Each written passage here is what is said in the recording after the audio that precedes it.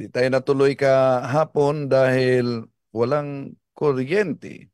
Kaya ngayon, ating itutuloy itong apat na palatandaan ng tunay na iglesia. Pero, mga kapatid, napansin ninyo, kahit na yung si Pastor James, di ba ba? Ang hamon niya, Biblia lang, King James Version. Walang referensya, walang history. Pero gumagamit at kinopya yung paraan ng pagtutol ng Iglesia ni Kristong Tatag ni Felix Manalo sa simbahang katoliko gamit ang aklat na ito, Discourses of the Apostles' Creed by Clement H. Crook. Ito, pakinggan natin. Ito, Apostles' Creed in 1870. Ito babasahin ko. In 1870, at the Vatican Council, the name Roman Catholic Church was proposed, but it was rejected. The bishop assembled unanimously decided upon this official name. Yun, 1870. The Holy Catholic Apostolic Roman Church. Yun. Kailan? 1870. 1870. Pagkatapos, ang yayabang nyo, magsabi na 33 AD, tatag kami ni Kristo, kayo, hindi kayo tatag ni Kristo, tatag kayo ng tao. O ngayon, sinong tatag ng tao? Katoliko. Kaya sabi ko, kung mapatunayan ko na sulpot kayo, yun nga. Yun, mga kapatid. Kung mapatunayan daw niya na sulpot tayo, batay sa kanyang binasa, Discourses of the Apostles' Creed, page 191, bakit naman nakasulat ito ng English? Dapat Cebuano si Pastor, para maunawaan. Pero dito, pilit talaga, napakalinaw naman ang nakasulat, pilit talagang binaluktot nila. Kung maalala ninyo, kahit na sa debate nila ni Father Darwin, sa debate namin ni Ministro Ocampo, sa debate namin ni Ramil Parbaden, at sa iba pang mga ministro, kahit na sila si Ventilasyon, ito ang ginagamit nila, Discourses of the Apostles' Creed, para patunayan ng simbahang katoliko'y tatag daw ng tao. Di ata arita sa termino mismo na Iglesia Katolika Apostolika Romana. Ano sa mga itubuok Apostles' Creed in 1870? Kailan? At the Vatican Council, the name Roman Catholic Church was proposed, but it was rejected. The bishops assembled unanimously decided upon this official name, the Holy Catholic Apostolic.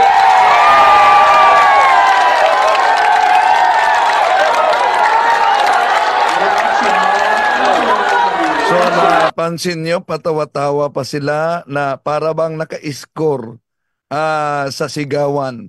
Pero kung pag-aralan nating mabuti mga kapatid, naman lino naman ang nakasulat sa binasa nila para maunawaan niyo. Halimbawa, kailan ba nagsimula ang pagkatao sa isang bata? Noon bang pinangalanan siya? Noon bang narehistro opisyal ang kanyang pangalan? Hindi. Tao na siya. Kahit di pa narehistro opisyal ang kanyang pangalan. Sa Discourses of the Apostles' Creed na ginagamit nila mga mahal na kapatid, ito ang kanilang binasa. In 1870 at the Vatican Council, the name Roman Catholic Church was proposed, but it was rejected. The bishops assembled unanimously decided upon this official name, the Holy Catholic Apostolic Roman Church, as descriptive of Christ Church. Kung napansin ninyo yung kay James, pinutol yata niya ang as descriptive of Christ Church. So una mga kapatid, napakaliwanag po na ang Iglesia Apostolica Katolika Romana ay descriptive name lamang sa iglesyang itinayo ng ating Panginoon Jesucristo. Ibig po sabihin mga kapatid, nakatangian sa tunay na iglesyang itinatag ng ating Panginoong Jesucristo. Hindi po yan personal name. Oh. Ngayon, yung binanggit, halimbawa, ni San Pablo sa Roma Kapitulo 16:16 na Iglesia ni Cristo. Hindi ba yon ang Iglesia Apostolika Katolika Romana? Dahil sa 1870, pinangalanan opisyal. Well, mas mabuti na ang mga ministro ni Felix Manalo din ang ating sasagutin diyan. Kung ang Iglesia Apostolika Katolika Romana ba, hindi ba ito ang tunay na Iglesia ni Cristo? Pakinggan natin. Pagkat ang Iglesia Katolika bilang isang organisasyon o samahang pangrelihiyon, yan po ang organisasyon pagka sinusi pabalik, yan ang dating Iglesia ni Cristo. Yan ang dating Iglesia ni Cristo. Yan ang dating Iglesia ni Cristo. Malinaw pa sa sikat ng araw na ang Iglesia Katolika, kung ibalik natin ang kasaysayan, ito ang dating Iglesia ni Cristo. Kahit nga si INC Diakono Cesar Sineta, yun din ang sinabi.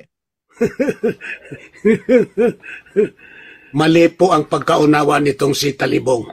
At ang Iglesia Katolika bilang isang organisasyon o samahang pangrelihiyon, yan po ang organisasyon pagka sinusi pabalik, yan ang dating Iglesia ni Cristo. Yan ang dating Iglesia ni Cristo. Yan ang dating Iglesia ni Cristo. Hindi po totoo yan. Mali po ang pagkaunawa nitong si Talibong. Talaga pong ang Iglesia Katolika Apostolika Romana, talaga pong sa pasimula, yan ang Iglesia ni Cristo. See? Mali daw ako pero napansin nyo, inulit talaga. Ang Iglesia Katolika sa pasimula, yun po ang Iglesia ni Cristo. Kaya, mga kapatid, halimbawa pag may magtanong sa inyo, ang Iglesia Apostolika Katolika Romana ba? Ito ba ang Iglesia ni Cristo? Anong sagot ninyo? Yes. Catechism of the Catholic Church, malinaw yan. Sa aral ng Simbahang Katoliko 811. This is the sole Church of Christ, which in the creed we profess to be one, holy, Catholic, and apostolic. These four characteristics inseparably linked with each other indicate essential features of the church and her mission. The church does not possess them of herself. It is Christ who, through the Holy Spirit, makes His church one holy, Catholic, and apostolic. And it is He who calls her to realize each of these qualities. So, kung tanungin tayo, ang one holy Catholic ba ay ang Iglesia ni Cristo? Malinaw yan sa Catechism of Catholic Church, mga kapatid. 811, tayo ang tunay na Iglesia ni Cristo. Pero alam niyo naman, bakit idiniklara sa Konselyo 1871 Holy Catholic? Hindi pa yan. Pag nabasa letra por letra, tunay na. Dahil matagal nang nagbabala ang ating Panginoon Jesucristo, San Mateo 24:24-25, na sa kanyang pangalan, lilitaw ang mga bulaang mga ngaral na magdala sa kanyang pangalan. Kaya bagamat man mga kapatid, na ideklara ng mga obispo sa Konsilyo Vaticano noong 1870, yung mga palatandaan ng tunay na iglesia, hindi po nawala ang pagiging tunay na iglesia ni Cristo. Kahit nga mga ministro ni Felix Manalo, pinatunayan na sa pasimula, ang Iglesia Katolika ay siyang Iglesia ni Cristo. Tumbok. At may hula pa. Bakit? May deklarasyon. may hula na dapat lagyan ng palatandaan ang daan na ating dinadaanan upang hindi tayo maligaw sa naturang daan. Jeremias 31:21, maglagay kayo ng mga tanda at mga tulos na magiging gabay sa inyong daan. Tandaan ninyong mabuti ang inyong dinadaanan dahil diyan din kayo dadaan pagbalik ninyo. So, sino bang daan? Malinaw ang sinabi ng ating Panginoon Jesucristo, I am the way, siya ang daan, at siya ang ulo ng iglesia. Colosas Kapitulo 1, versikulo 18, mga kapatid. So ngayon, tatalakayin natin itong 4 na palatandaan para malaman natin, mga mahal na kapatid, ang tunay na iglesyang tatag ng ating Panginoon Jesucristo at hindi lang tatag ng mga tao.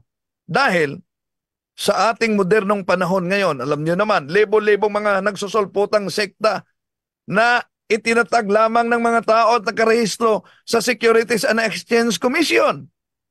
At nag-aangkinan na sila daw ay tunay na iglesia dahil sila'y mabasa sa Biblia.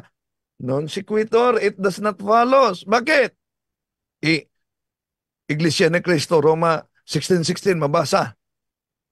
Ibig mo sabihin, yung Iglesia ni Cristo 1914, Punta Santa Ana, Manila, tunay na? Church of Christ sa English yan. Ibig ba sabihin, yung Church of Christ ni Alexander Campbell, tunay na?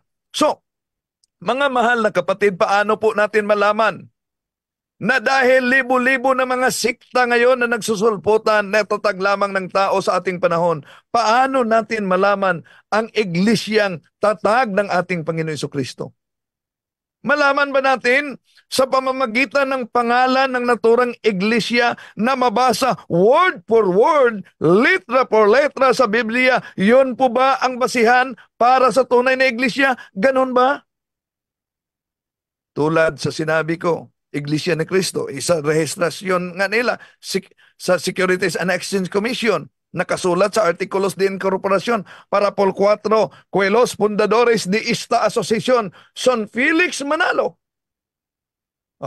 That the founders of this organization are, marami sila.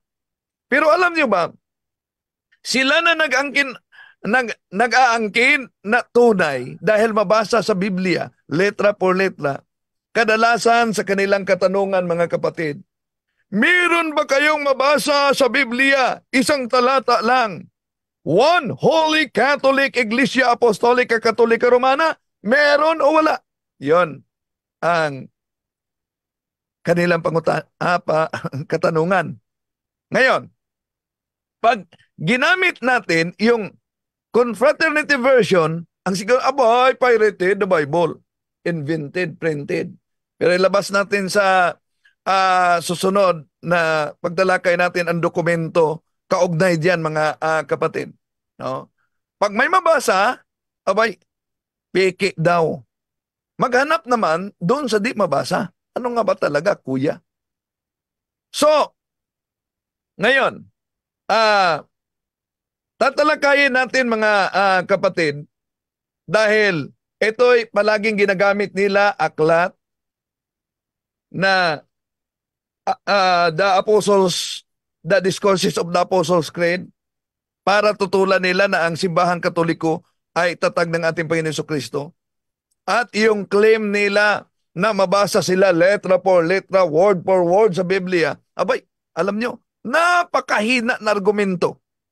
Dahil lahat ng mga nagsusulputang sikta ngayon ay pawang nag-aangkin na mabasa sila sa Biblia, pero hindi ibig sabihin na sila'y tatag ng ating Panginoon Jesucristo na.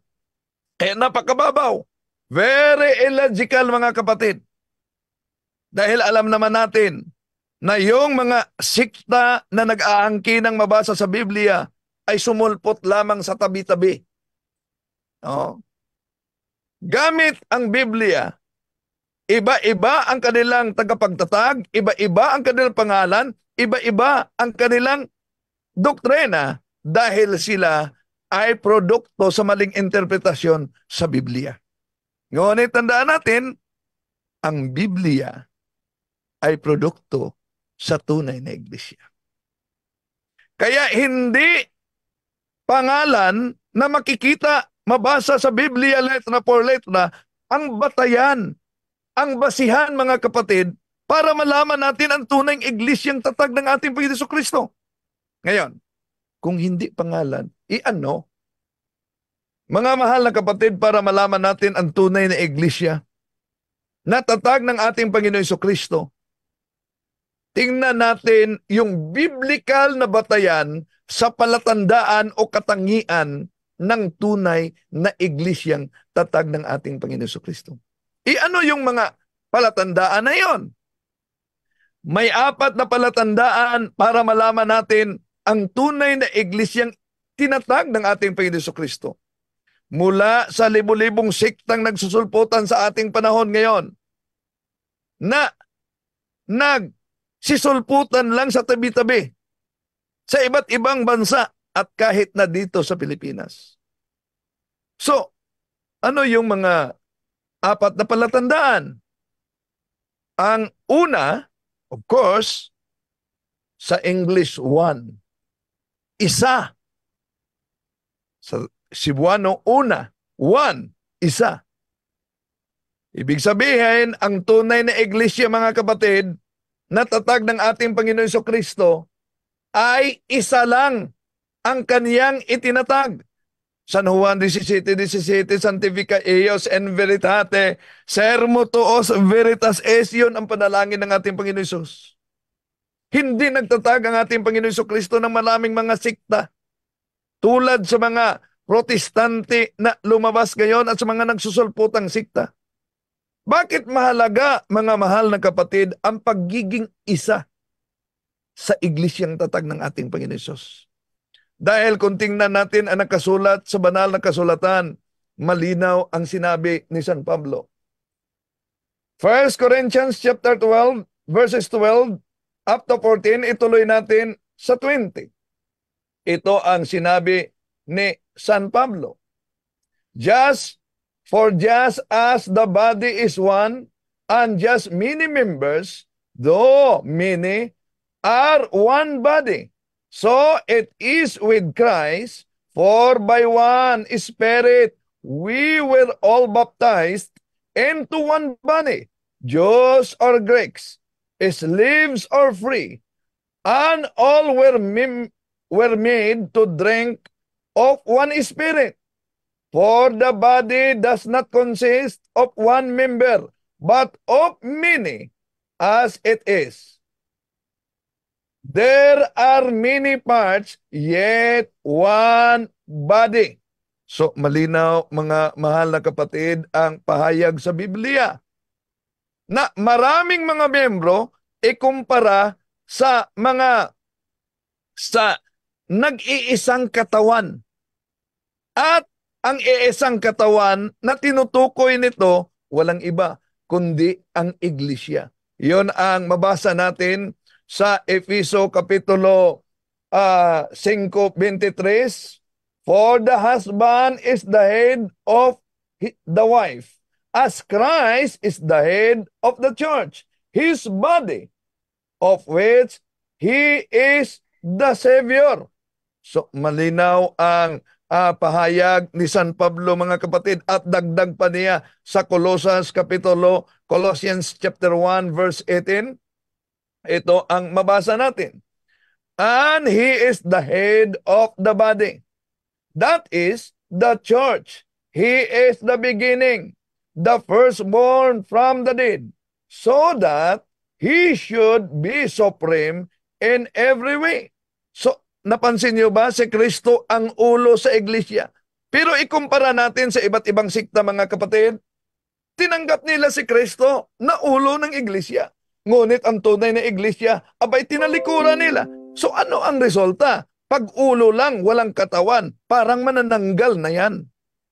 So kung ang katawan ay tinutukoy na iglesia, at kung ang katawan na iglesia ay ito'y iisa lang. So therefore, mga kapatid, iisa lang ang dapat na, iisa lang ang iglesia natatag ng ating Panginoon Jesucristo. Hindi ito hati-hati sa iba't ibang mga libo-libong siktang nagsusulputan ngayon.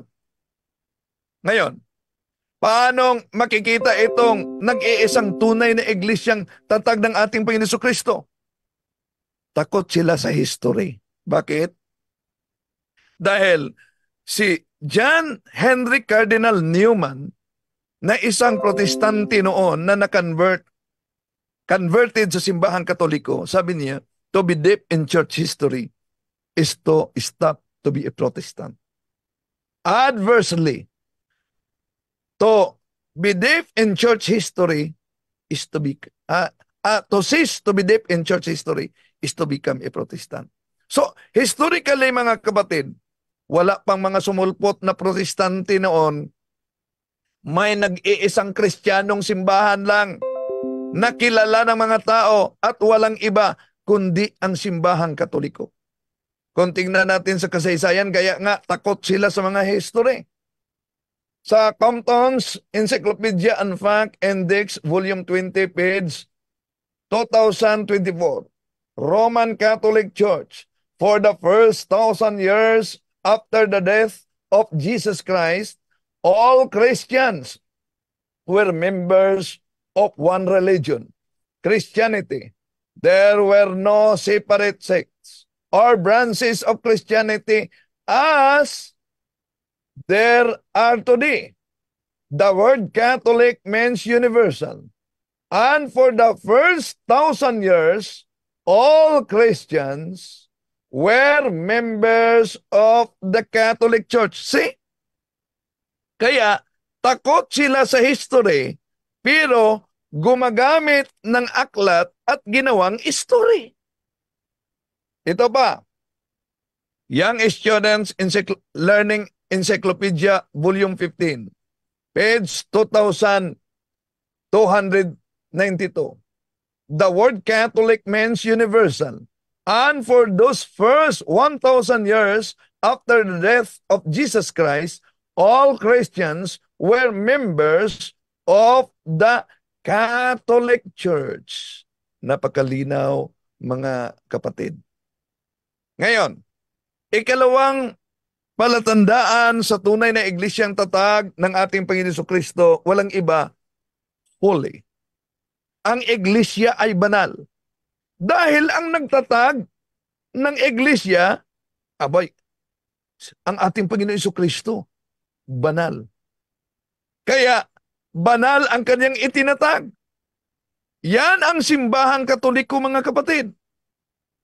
Kung tingnan nga natin ang Ephesians chapter 5, verses 25 up to 27, ito ang sabi ni San Pablo.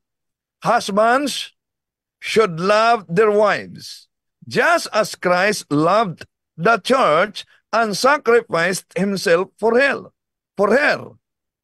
to make her holy by washing her in cleansing water with a form of words, so that when he took the church to himself, she would be glorious, with speck or wrinkle or anything like that, but holy and faultless. See?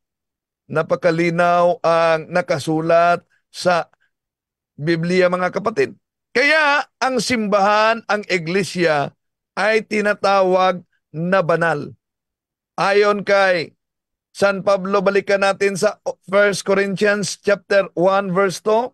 Ito ang sinabi niya, to the church of God that is in Corinth, to you who have been sanctified in Christ Jesus, called to be holy, with all those everywhere who call upon the name of our Lord Jesus Christ, their Lord and ours.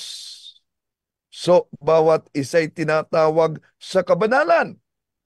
Dagdag pa ni San Pablo sa Roma Kapitulo 1, versikulo 7, mga kapatid. To all the beloved of God in Rome, called to be holy, grace to you and peace from God our Father and the Lord Jesus Christ. Napakalinaw ang pahayag ni San Pablo. Na sa Roma Kapitulo 1, versikulo 7, Hepistis homon katangilitai en holotokosmo. Tinawag na banal ang iglesia, ang simbahan na nasa Roma, at siyang magiging bantog, kilala sa buong bansa, sa buong mundo. Ang tanong, anong katuparan na iglesia na magiging kilala at bantog sa buong mundo? Wala ng iba, mga kapatid. Yun lang makita sa Vatican sa Roma, na tanyag, bantog, kilala sa buong mundo. Walang iba kundi ang Santa Iglesia Apostolika Katolika Romana. Ngayon, may patutsada ang ibang sikta gamit ang Aklat Katoliko, no? Yung Aklat na Katoliko na pananampalataya ng ating mga ninono. Dahil sabi ng ibang sikta sa kanilang patutsada, hindi daw pwedeng maging holy o tawaging banal ang simbahang Katoliko. Dahil puno daw ito ng mga makasalanang miyembro.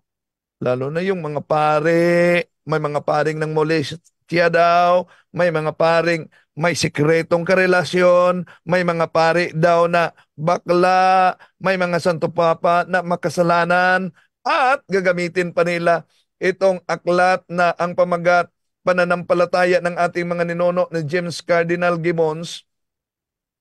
Ito kasi sa debate namin ni Rizalito Ocampo, tinanong niya ako, mag-ingat kayo mga kapatid.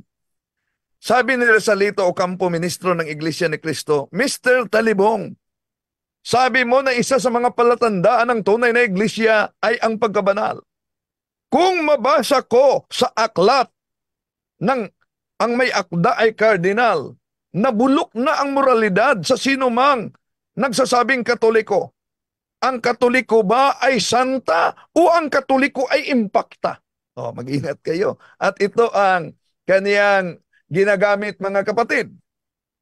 Nalulungkot kaming ipagtapat na ang kabulukan sa moral ay malimit na nasusumpungan sa sinapupunan ng mga nagsasabing sila'y Katoliko. Di natin maipipikit ang ating mga mata sa harap ng katotohanan. Marami sa kanila ang di nabubuhay ayon sa pinag-uutos ng kanilang iglesia, kundi bagkos nagiging sanhi pa ng kalungkot-lungkot na iskandalo. Ngunit sa aban niya ay nagiging daan ng mga ito. Tinatanggap ko rin naman ang mga kasalanan ng mga Katoliko'y lalong karimarimarim sa mata ng Diyos kaysa mga kasalanan ng mga nahiwalay nilang mga kapatid, sapagkat maraming grasya ang sinasayang nila. Yun lang, binasa nila. At magsisigawa na, bulok na ang moralidad. Di niyo ba napansin? Napakalinaw ang nakasulat na nagiging makasalanan hindi dahil sila'y Katoliko, dahil sila'y hindi sumusunod sa aral ng simbahang Katoliko. Yun ang nakasulat. Pero kung ating babasahin yung pauna nito na talagang iniwasan nila, ito ang mabasa natin.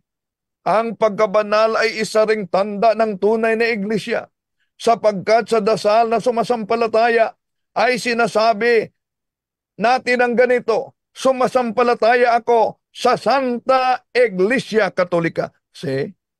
Kaya mag-ingat, mga kapatid sa chap-chap na paggamit sa mga aklat Katoliko, dahil chap-chap din ang unawa ninyo. At tandaan natin, sino mang nagkasala na membro ng simbahang Katoliko, nagkasala hindi dahil mga Katoliko, kundi dahil hindi sumusunod sa aral ng simbahang Katoliko.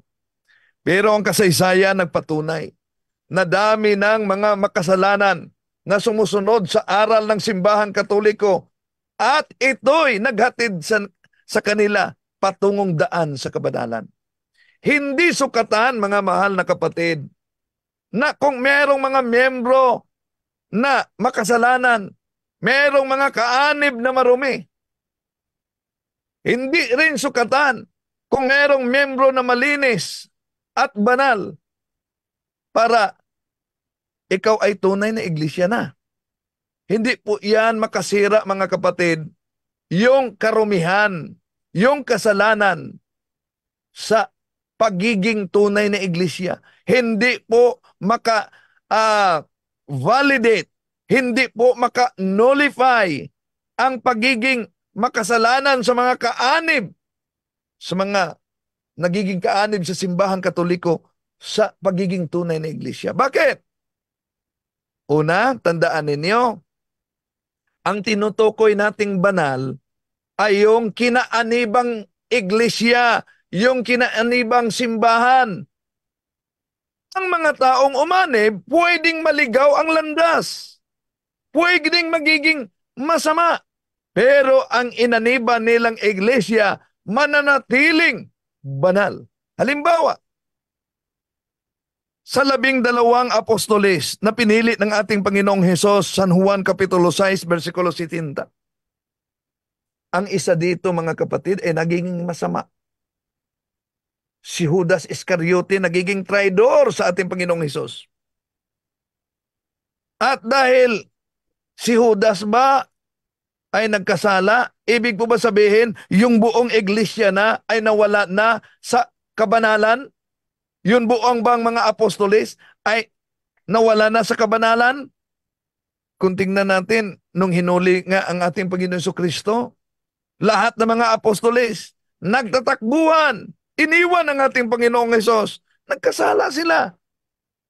Pero balikan natin si Judas. Mabigat ang kasalanan ni Judas dahil nagtraidor siya sa ating Panginoon Hesus. Pero kahit pa merong traidor sa isa sa 12 na mga apostol na si Judas.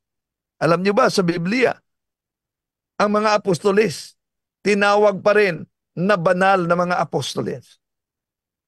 Efeso Kapitulo 3, versikulo 5. Ito'y hindi ipinaalam sa mga tao noong mga nakaraang panahon. Ngunit inihayag ngayon sa Diyos sa pamamagitan ng Espiritu sa kaniyang mga banal na apostol at mga propeta. Kahit ba ang mga apostolis noon, iniwan nila ang ating Panginoon Jesucristo, ngunit nanatiling banal sila. Ngayon, kung ikumpara natin, mga mahal na kapatid, yung mga ibang sekta, wala po silang ganitong katangian. Wala silang ganitong palatandaan sa pagiging tunay na iglesia. Yun ang pagiging banal. Bakit? Dahil tao ang nagtatag sa kanila. At ang tao, mga kapatid, yung iba, dating miyembro ng simbahang Katoliko na katuparan sa unang Juan 2, 18-19. Si Martin Luther nga, ama ng protestante, isang Augustinian monk, at iba-iba pang mga tagapagtatag. Si King Henry VIII, Defensor Katoliko yon. Nakatanggap yon ng titulo Defensor Fidei. Si Gregorio Aglipay, sa Pilipinista, paring Katoliko yon. Ang dami. No? Pero, sila'y umalis mula sa ating banal na simbahan. Kaya wala sa kanila, mga kapatid, yung katangian sa kabanalan. Bagkus nagtayo sila ng kanilang sariling iglesia. So logically, mga mahal na kapatid, ang kanilang itinayong iglesia ay hindi banal dahil tao lang ang nagtatag sa kanila. Pero ang simbahang Katoliko, ang kasaysayan, lahat na kasaysayan, kahit na mga anti-Catholic, ministro yon sa Iglesia ni Manalo, na kung pag-aralan natin pabalik ang simbahang Katoliko, ito siya ang unang iglesia ni Kristo. Ngayon, punta tayo sa ah, pangatlong palatandaan ng tunay na iglesia. Walang iba, Catholic. Oh. At yung ibang mga born again din mga kapatid, ang sabi nila, Catholic, ang daming lasinggero, therefore alcoholic. Yan umano ang mga kapatid. Well, napansin nyo ba itong iba't ibang sikta? Kadalasan ang kanilang tuligsa mula sa papa, mga obispo, mga pari, doktrina at mga kaanib. Di nyo narinig na may mga nagtuligsa sa founder mismo ng simbahang Katoliko. Bakit? Dahil kung kanilang aatakehin, totoligsain ang nagtatag sa simbahang Katoliko, mapilitan sila sa pag-research gamit ang mga history kung sino talaga ang nagtatag nito kung hindi ang ating Panginoon Jesucristo. So balikan natin. Ang tunay na iglesia na tatag ng ating Panginoon Jesucristo ay pangbuong mundo. Ito'y pangkalahatan na iglesia, mga kapatid. Throughout all na siyang binanggit diyan sa Biblia. Sa Acts chapter 9 verse 31, the church throughout all Judea, Galilee, and Samaria was at peace. It was being built up and walked in the fear of the Lord, and with the consolation of the Holy Spirit, it grew in numbers. See? Napakalinaw mga kapatid. Ano yan sa Grego? Sa Grego, ito ang mabasa natin. I mean, on Ecclesia Catholis, tis Judaias kay Galalias kay Samarias, ekon erenin oiko domine, kay prono mine. So, nandito at mapansin niyo, Ecclesia Catholis. Tanong, meron bang nagpatunay na referensya galing mismo sa protestante na yung Ecclesia Catholis ay Catholic Church? Gamitin natin ang aklat na The Acts of the Apostles by Campbell Morgan, page 250. Ito ang mabasa natin mga kapatid. And then for the first time, there appears of the page of the Acts of the Apostles the spacious Catholic conception of the Christian Church. See? Napakalinaw mga mahal na kapatid. Pero yung patutsada ng ibang mga sekta na kumukontra dito, lalo na sa ginagamit natin na Acts chapter 9 verse 31 mga kapatid, sa talata, sinasabi nilang, hindi yan pangkalahatan na iglesia dahil tumutukoy lang daw umano yan sa 3 lugar. Judea, Galilea, at Samaria. Kaya sabi nila, obvious naman, 3 lugar. Pero malinaw naman, diyan makita ang Ecclesia Catholis na tinutukoy diyan mga kapatid. So ang kanilang rason ay napakababaw mga kapatid. Niliteral nila. So, dahil niliteral nila na 3 lugar lang, yung church throughout all, ay hindi daw umano yun magiging Catholic Church. Mali. Kung tingnan nga natin balikan natin sa Roma Kapitulo 1, versikulo 7 hanggang 8. To all the beloved of God in Rome, called to be holy, grace to you and peace from God our Father and the Lord Jesus Christ. First, I give thanks to my God through Jesus Christ for all of you, because your faith is heralded throughout the world. Say, Hepistis humon katangelitai and holotokosmo. Malinaw dito sa Roma Kapitulo 1, versikulo 7-8, tinutukoy lang dito mga kapatid, ang iglesia na nasa Roma. Pero ipinahayag dito ang pagiging bantog, pagiging kilala sa iglesia na nasa Roma sa buong mundo. Tanong, saan ito natupad? Natupad ba ito sa mga nagsusulputang sikta sa ating panahon? Hindi. Hindi ba ang nasa Roma, Vatican, yon ang upuan ng Catholic Church na siyang bantog, na siyang kilala sa buong mundo? Hindi lang yan.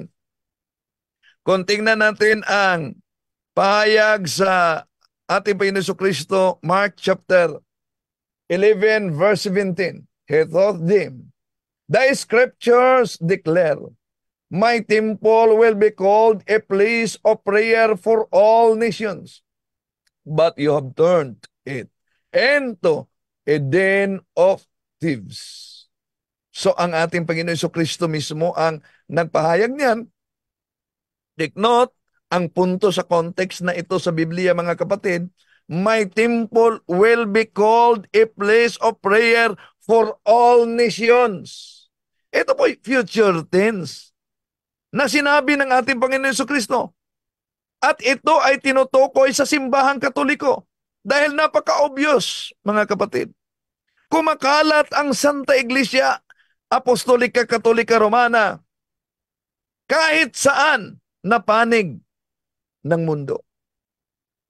Ang iglesyang tatag ng ating Panginoong Jesucristo ay pangkalahatan, panglahat at pangbuong mundo mga mahal na kapatid.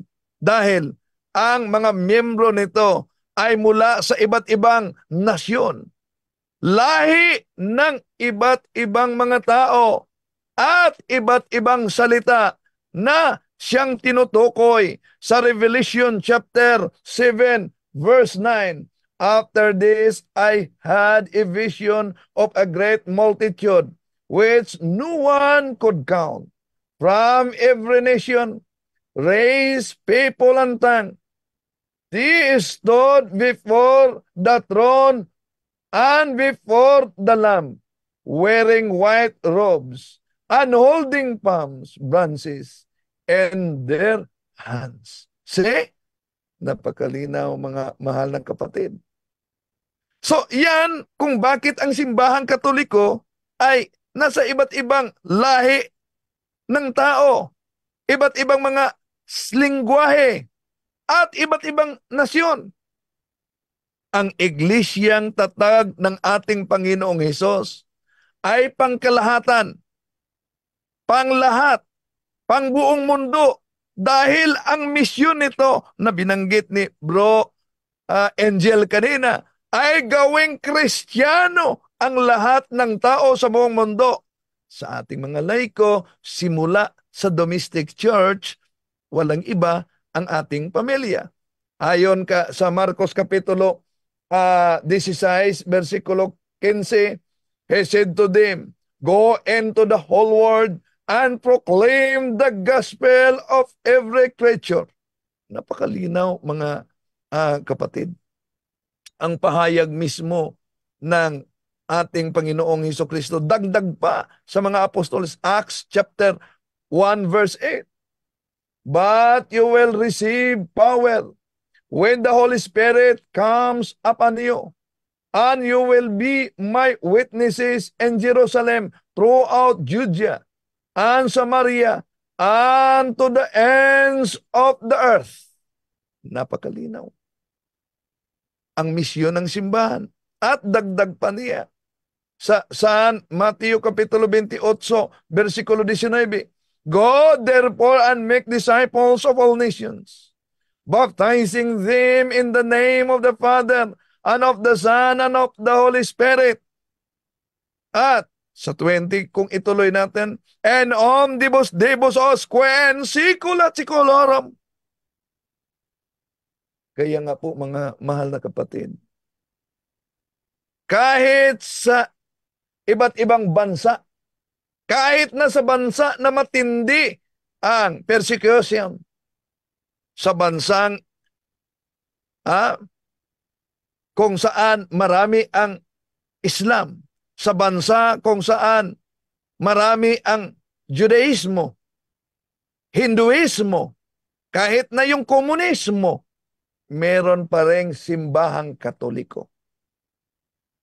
Kahit sa Antarctica, mga kapatid, may simbahang Katoliko. Sa North Korea na komunista, may simbahang Katoliko. Sa mga Muslim countries, sa Middle East, sa Iraq, sa Syria, sa Iran, sa Abu Dhabi, at yung bansa na galing kami ni Father bago lang, no? Sa Dubai, no? Ang daming Katoliko, lalo na diyan sa St. Mary's Parish, no? Ang daming mga Katoliko, daming nanood natin dito. Kaya tayo lang na mga Katoliko nang natupad sa atin yung pahayag sa Biblia na kumakalat sa buong mundo. Pero yung ibang sekta, lalo na sa Russia, na bawal ang kulto. Nakapasok ba yung mga kulto na yan? Kaya, mga kapatid, pagdasal natin sila na tulad sa ibang mga kapatid na nagsubaybay natin ngayon, nabuksan ang kanilang isipan sa galaw ng banal na espiritu at sila yumakap sa simbahang Katoliko. Pang-apat na tayo, ang pagiging apostolic church. Ang simbahan na itinatag ng ating Panginoon Jesucristo ay apostolic ito, mga kapatid. Dahil tinatag ito ng ating Panginoon Jesucristo sa pundasyon ng kaniyang mga apostolis. Kung tingnan natin ang mabasa sa Revelation chapter 21 verse 14, ito ang ating mabasa. The wall of the city had 12 courses of stones as its foundation, on which were inscribed the 12 names of the 12 apostles of the Lamb. See? Napakalinaw, mga kapatid, na grabe ang foundation ng simbahan. Efeso Kapitulo 2, versikulo 19 hanggang 20, ito ang mabasa natin, mahal na kapatid. So then, you are no longer strangers and sojourners, but you are fellow citizens with the holy ones and members of the household of God, built upon the foundation of the apostles and prophets, with Christ Jesus Himself as the capstone. So napagkalinaw, mahal na kapatid, na ang household, yung simbahan ng Diyos na sinasabi dito, ay tumutukoy sa iglesia, tumutukoy sa simbahan. At itong sambayanan ng Diyos, walang iba, ang Iglesia Katolika, ay itinatag ng ating Panginoon Jesucristo sa pundasyon ng kanyang mga apostoles. Paano nangyari iyon? Una sa lahat, nagtatag ang ating Panginoon Jesucristo ng simbahan. San Mateo Kapitulo 16, versikulo 18-19, et higo di kukiato is Petros, et soperham Petra medipicabo iglesiam yam, et pultain perinon previlabot adversus iam, and so I tell you, Peter, upon this rock I will build my church. So, napansin natin, mga kapatid, na kausap ng ating Panginoon Jesucristo si San Pedro nung itinatag niya ang kanyang simbahan. Ibig sabihin, sa apostol na si San Pedro. Pinagkatiwala niya at ibinigay niya yung mga sose. Yung mga sose, hindi yan literal na sose tulad ng sose ng Carne Norte. Kundi tumutuko yan sa otoridad para pamunuan ang iglesyang itinatag ng ating Panginoon Jesucristo. Siyempre naman, alam nating lahat mga kapatid na ang posisyon na ito ay temporaryo lamang. Temporaryo lamang itong hawakan dahil mortal ang naghawak nito tulad ni San Pedro. Kaya dahil mortal, hindi immortal, kaya dapat na may papalit sa kanya matapos ang kanyang pamumuno. Yung authority na yan ay mapasa sa taong magiging humalili o kapalit sa kanya. Sa Biblia, bagamat hindi na binanggit mga kapatid kung sinong taong pumalit sa kanya, nasa history yan, recorded yan. Di ba? Pero traditionally, yun talaga ang gawin ng mga apostoles. No? Tingnan muna natin ang Marcos Kapitulo 13, versikulo 34. It is like a man traveling abroad. He leaves home and places his servants in charge, each with his work and orders, and gave keeper to be on the watch. Yun ang iglesyang itinatag ng ating Panginoon Jesucristo. Nang siya'y umakyat doon sa langit, nag-iwan siya ng una si San Pedro. At ayon sa Acts chapter 1 verse 20, Peter continued, "This was predicted in the book of Psalms, where it says, 'Let his home become desolate, with no one living in it.' And again, 'Let his possession be given to someone else.'" Sino nagsabi diyan? Si San Pedro. Kaya, nung namatay na si Apostol Judas, si Matias ang pumalit kay Judas. Ayon sa Acts chapter 1 verses 21, ituloy 23 at 26 mga kapatid. So kaya, ang paglagay ng tao sa nabakanting posisyon ay paniniwala at bahagi ito ng tradisyon ng mga apostolis noon. Kaya matiyak natin mga kapatid na itong mga unang apostolis, merong mga successors. At nagpatuloy hanggang ngayon. Ito'y mga obispo natin. Kaya kung ang pag-uusapan natin mga kapatid, ang history na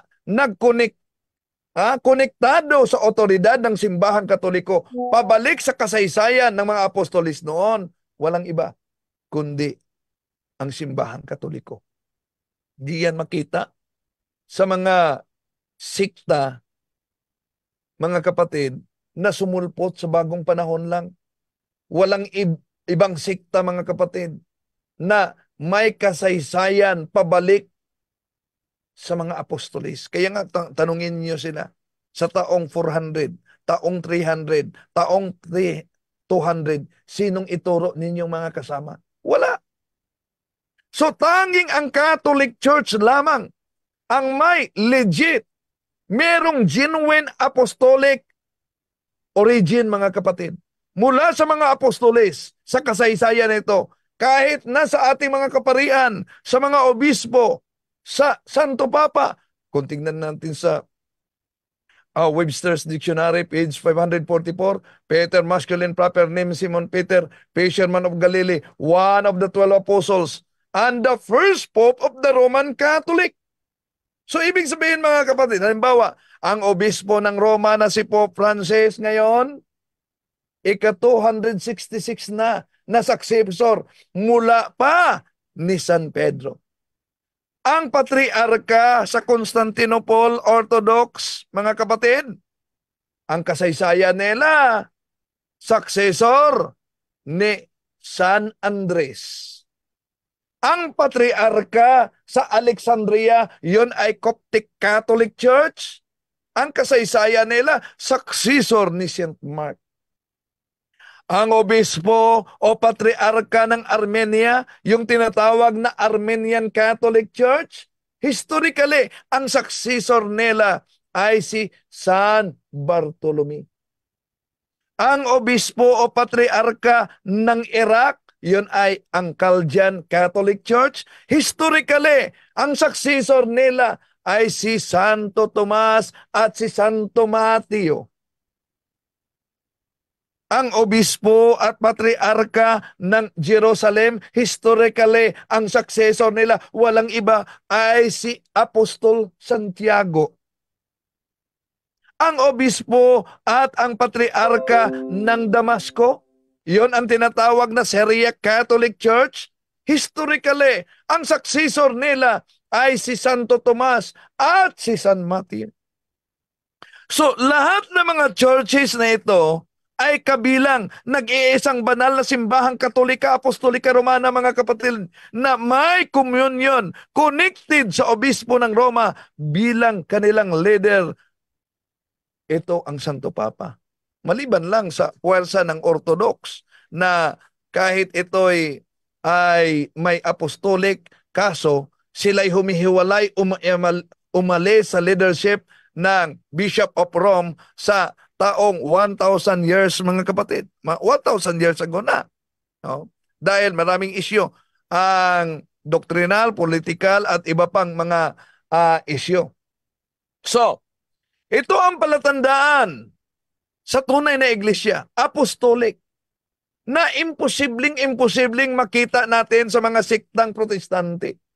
Dahil wala silang mga historical proof, katibayan, na nagpatunay, mga kapatid, na ang posisyon o otoridad o tungkulin ng mga pastor o mga ministro ay mapabalik patungong mga apostolis ng ating Panginoon Jesucristo. Wala. Hindi lang sa mga obispo, mga kapatid, ng simbahang Katoliko, hindi lang sa Santo Papa, kahit na ang ating mga kaparian na nakatanggap ng ordinasyon sa mga obispo, mapabalik ito sa panahon ng mga apostolis. Dahil sila ang mga successor sa naunang mga Kristiyanong pare na inordinahan ng mga apostolis. Kung tingnan natin ang Titus chapter 1 verse 5, "For this cause I left thee in Crete, that thou shouldest sit in order the things that are wanting, and shouldest ordain priest in every city, as I also appointed thee." See? Na sa bawat lungsod ay mag-ordina ng pare. Acts chapter 14 verse 23. Ito din ang mabasa natin. And when they had ordained to the priest in every church and prayed with fasting, they commanded them to the Lord in whom they believed. So, malinaw, mga mahal na kapatid, na ang pag-appoint, pag-ordina, pagtalaga ng isang pari noon sa Biblia, logically, nagpatuloy hanggang ngayon. No? Therefore, kahit ang simpleng pari ngayon ng simbahang Katoliko ay may apostolic origin. Ganyan kalawak ang pagiging apostolic ng Iglesyang Katolika na itinatag ng ating Panginoon Jesucristo. Lahat na ito ay biblical, mga kapatid. Kaya, kung sino mang sikta, example, Iglesia ni Cristo alias Iglesia ni Felix Manalo, Iglesia sa Diyos alias dating Daan ni Soriano, ay tatanungin natin saan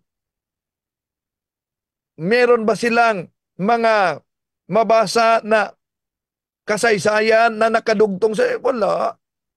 Bakit? Si Soriano, umanib lang. si Felix Manalo, lumitaw lang.